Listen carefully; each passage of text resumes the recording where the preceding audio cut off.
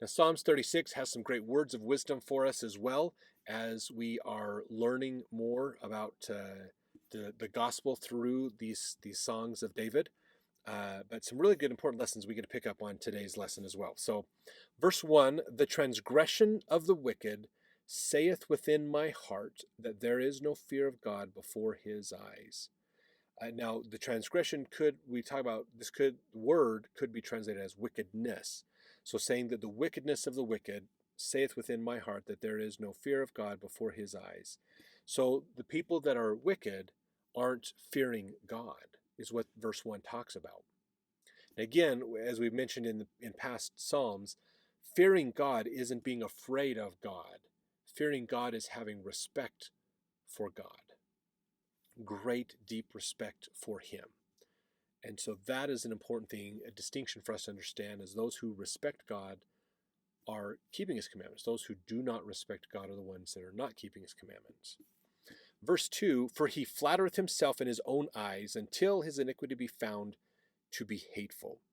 Now, verse 2 is really interesting because on face value, what it's talking about here is that wickedness, people, when you commit sin, you tend to, in your mind, reinforce that sin and yourself as being okay with that sin. You flattereth yourself in your own eyes. So you tell yourself that what you did was okay. It's fine to do that. It's not really a bad thing. You're still a good person. You're still okay even though you did this kind of thing. And so that reinforces itself until the iniquity be found to be hateful. And then it builds, basically. But really what this comes down to is, when you think about this, if you sin, you justify it and you learn to like it and accept sin.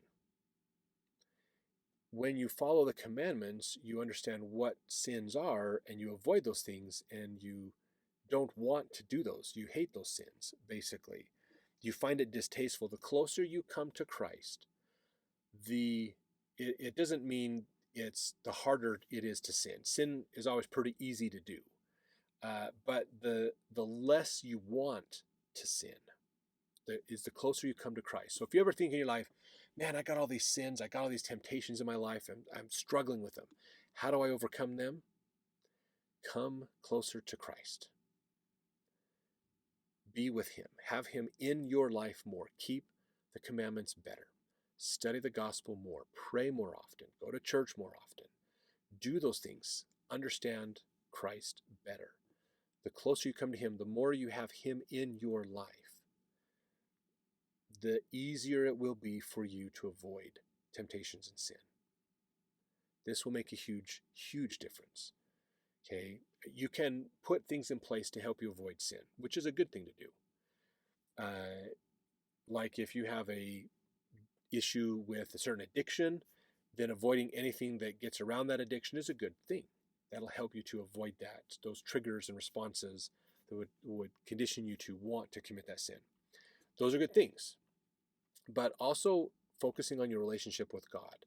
When you come to God, or you have that relationship deeper with Christ, you understand him better, you connect with him more, you pray more with him, you study him more, and understand his life and keep his commandments more. As you build that relationship with Christ closer, you have less and less desire to commit sin. Very important point for us. So be always working on coming closer to Christ. That'll make a big difference. Verse 3, the words of his mouth are iniquity and deceit. He hath left off to be wise and to do good. Talking about the wicked, that they lie, they deceive, they manipulate the reality to be what they want it to be, rather than understanding the way God would like it to be. Verse 4, he deviseth mischief upon his bed. He setteth himself in a way that is not good. He abhorreth not evil. Again, the more you're willing to give in to sin, the more you accept it as normal, and then it becomes something you allow, and then you turn. There's this perspective. This is almost the kind of like Zion Babylon dichotomy that we have to work with in this world. Is the more you like Babylon, the less you like the good, the Christ. The more you go to the in the case of Lehi's dream, the more you go to the great and spacious building, the less you agree with the people at the tree of life. And vice versa. If you're at the tree of life, you are not going to agree with the people in the great and spacious building. This is that Zion and Babylon concept that's out there. This is a spectrum, if you think about it in growth. We could use this as somewhat of a meter in looking at our own lives. What is the sins and wickedness that God outlays in his commandments and his gospel? How do we relate to them? Now, this doesn't mean, oh, I hate people who sin, so I must be righteous. No, hate is actually on this side of over here. So you have to be careful of how you phrase this. It's not about making you look good. I hate people who commit sin. Well, that actually puts you on the wrong side of center of this line, because God doesn't want you to hate anybody. God wants you to love people who sin. So you need to really be careful how you phrase what is Zion and what is Babylon. There's a lot of people who think they're standing on Zion ground, but they're actually on Babylon ground, and they don't realize it. This is the sneakiness, the trickiness of understanding really what's happening in the gospel, this dichotomy of good versus evil. Satan loves it to make you think you're doing good, but actually you end up doing evil. Evil works, evil fruit comes from what you are doing inside, what you are doing, what he's getting you to believe.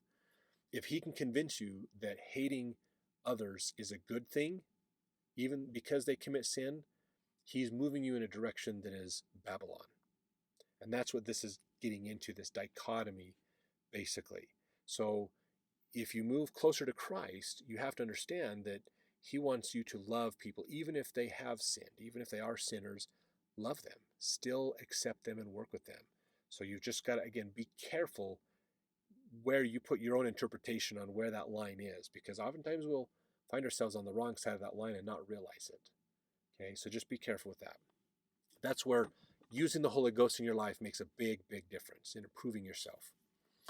Let's see, where did I leave off? Oh yes, verse 5. Thy mercy, O Lord, is in the heavens. Thy faithfulness reacheth unto the clouds.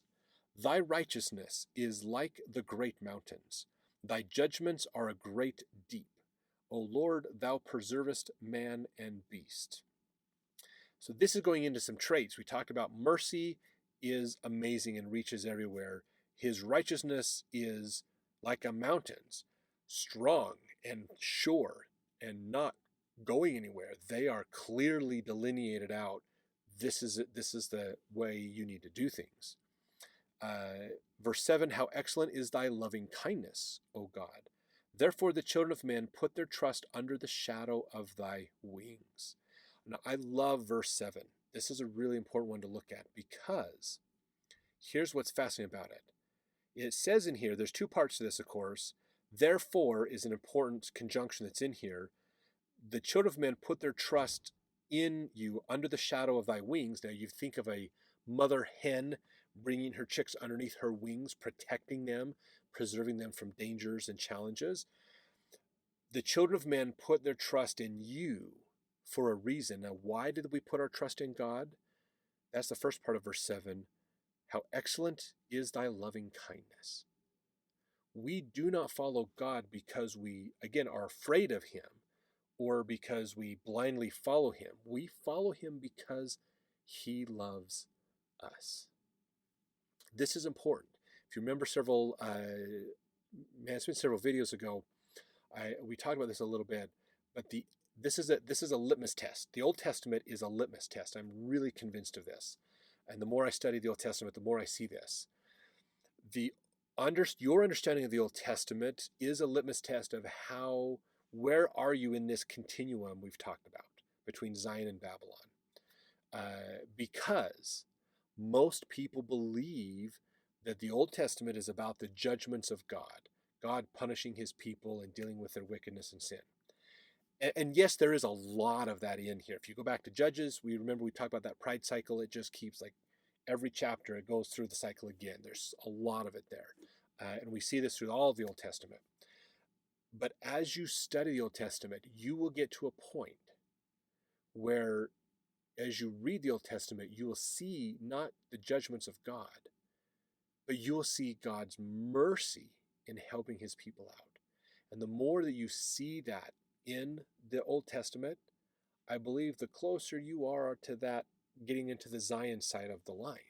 Because again, like he says in verse 7 here, it's the love and kindness of God is why we trust in him. We don't trust him because we are afraid of him. We don't trust him because he forces us to be in line. We trust him because he loves us. That is important. He shows love for us. He has sacrificed for us. He has shown how much he loves us by those sacrifices and by what he does all the time for us and his forgiveness of us. That mercy is amazing, and that is what gets us to follow him. Now, this is also an important point if you are a leader. Great leadership principles. People should follow you not because they feel compelled to or they have to follow you. They should follow you because they want to follow you. They see that how much you care for them and want the best for them. And that makes them want to follow you. That is important. If you're a leader, especially in the church, just because you are a leader or you are called to a leadership position does not guarantee that anybody should follow you. They shouldn't have to follow you just simply because of your calling. Okay, we do things in the church by common consent. You are allowed to have that position by common consent. And yes, when people raise their arm to the square and say, yes, I will work with you, that is important. But if you don't work with your people, they shouldn't have to follow you. If the people that work under you in your leadership position feel like they have to do what you want done, that's not leadership. That is not what Christ did. That's not representing Christ to the people. We need to change that. People need to have their agency to choose not to follow you. And this is, from a parent standpoint, this is a hard thing, okay? Your children shouldn't feel obligated to do what you want them to do. The more we help them want to follow our advice because it's good advice, because we love them and we want the best for them, and they see that, oh, I should do what mom and dad said, not because they said it, but because they love me and they would give me advice to help me. That's why your kids should follow you. If they feel like they have to follow you, that's where you run into problems. When parents enforce their rules on children, that's when they have problems. When kids are young and they don't know better, enforcing rules is easy. The problem is as they get older, you need to transition your idea, your strategy of working with your children to be more about agency. They should be there because they love you, not because they feel obligated to be there. And this is the same with leadership in the church. People should follow you because they choose to, out of the love you show for them. If you love them and they see that you love them, they will follow you. So if you're a new leader and you want people to work with you in your calling, show the people how much you really truly love them. And if you're not sure how much you truly love them, work on seeing people the way God sees them. Get Christ's love within yourself and then represent that love of Christ to the people. If that's all you do in your leadership time, you will be very successful as a leader. If what you do is you're conveying the love of God to the people that you are asked to lead. That is so important, so very important for us to do. So verse 7 has a lot of wisdom in it for us. Now verse 8, they shall be abundantly satisfied with the fatness of thy house. Now this is the people who are fearing God, who are working with him. And thou shalt make them drink of the river of thy pleasures. So the verse 8 is all about abundance. God has abundance to help us and bless us. Verse 9, for with thee is the fountain of life. In thy light shall we see light. Blessings, blessings, blessings, blessings from verse 9. Verse 10, O continue thy loving kindness unto them that know thee, and thy righteousness to the upright in heart. Let not the foot of pride come against me. Let not the hand of the wicked remove me. There are the workers of iniquity fallen. They are cast down. They shall not be able to rise. So again, verse 11 to 12, he flips it. Instead of, great is God, he flips it and says, make sure the wicked can't destroy me in my efforts to do your will, basically, and realizing that wickedness will end. There is a reckoning coming for all wickedness. The scriptures pointed out in hundreds and hundreds of different locations, there is a reckoning. if you are wicked, you're going to have to deal with that and pay for that. It's coming. It's inevitable. So the thing we want to think about is, what do we want to have on that day of judgment? Do we want to have to deal with a lot of wickedness and have a lot of explaining to do before God, or do we want Him to help us and to bless us and give us abundantly? That's the choice that we get to make every day of our life. That's Abraham 3:25. It's why this whole world is together, why this life is the way it is. So thanks for watching. Let's jump over to the next Psalm as we continue to understand the gospel better.